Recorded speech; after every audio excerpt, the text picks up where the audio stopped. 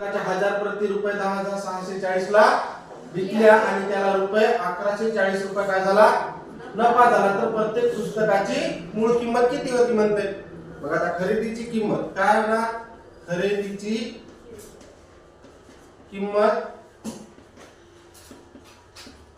बरोबर विक्री मायनस नफा करावा लागेल का नाही। विक्री किंमत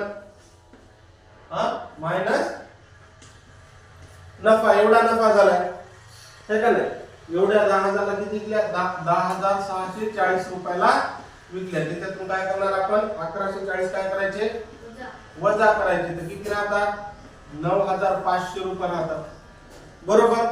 आणि आता आपल्याला प्रत्येक पुस्तकाची खरेदी किंमत काढायची। प्रत्येक पुस्तकाची